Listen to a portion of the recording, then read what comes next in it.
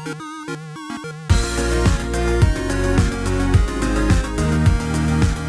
everyone, welcome back to the Anime Kingdom Reviews. See by title below, this is on episode 6 of Soushin Shoujo Matoi, and I gotta say, this is probably one of my favorite episodes so far. Like, maybe it's because of the emphasis on Yuma, and Yuma is my favorite character so far. I just think, like, she's probably the cute, like, I don't know, it's hard for me to say because I really do like Klaus's look as well, but Yuma is just super cute and honestly pretty damn funny in a lot of these moments. She's just, like, out there, like, what the hell, in comparison to how both Klaus and, of course, Matoi is. And, like I said before, I don't really care for Matoi. So I kind of enjoyed this episode because it didn't really emphasize on her. It emphasized on Yuma, the whole, before the opening part that she had, like, oh, you guys been wondering, like, the opening is lying and I'm never going to transform. I'm just, like, cosplaying or something. And I was, like, cracking up, like, oh my gosh, she's so cute. And then her that opening, the pretty much changed opening a little bit with her, like, popping in every time, covering other people's faces and everything. I was cracking up, like, what the hell was that, dude? I did not expect him to do that, but pretty much this episode is literally her trying to run all over the place, trying to figure out, she's trying to, she made her own, like, web page pretty much for people to, if they need help, go and ask her.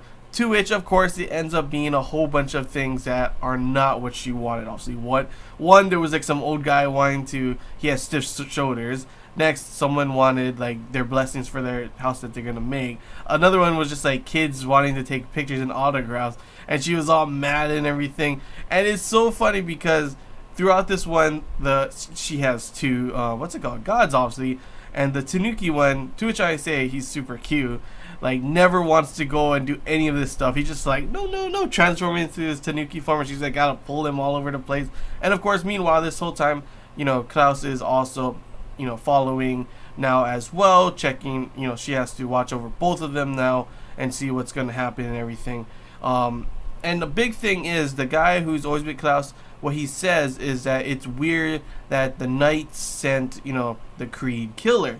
And then after, nothing big has happened throughout, like, for a while now. So it's the same thing for me too. I've been wondering, like, especially considering how this episode went, obviously with the only enemy, the only knight there being in this episode was that Mokyu little thing, which I admit is super cute. And it was funny seeing even Klaus saying she was like, it doesn't matter if you're cute, I'm gonna take you out, and she like shocks him. And then of course I knew it was gonna happen, where it was gonna multiply or it was gonna turn big, to which of course it did, and pretty much ends up not allowed. It pretty much stops and puts some cube thing around both her and Matoi. So the only other person, obviously because the star of this episode is Yuma, the only other person that can stop this thing is Yuma.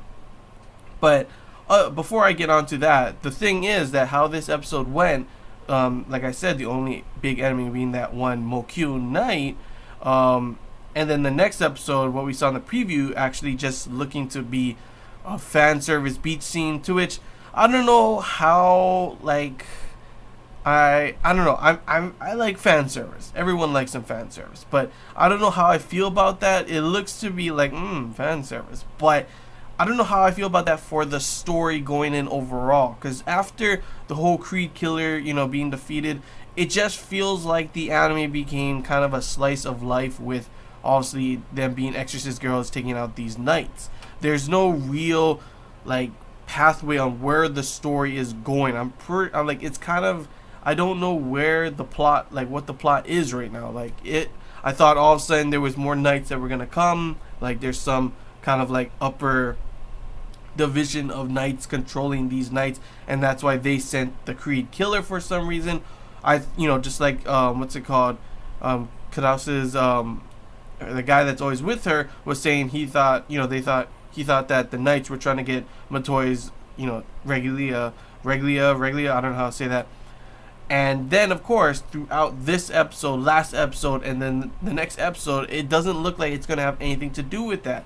So considering there's only 12 episodes in this season, I think I'm kind of scared on where the whole main plot and story is going to be going. It's kind of weird because literally, like I said, I understood the last episode kind of because, it was kind of showing Yuma getting her, whole her gods and everything. And then this one, in a way, a little bit, because it showed her finally using her powers, though that could have still went towards the main story if they had a main enemy instead of just this cute kind of knight coming along. So I'm not too sure about that. And then seeing the preview for the next episode being the whole it's a beach scene, it's a fan service episode by the looks of it, it really does scare me, like that the whole main plot is lost right now, and I'm not too sure when it's going to get back on the main story.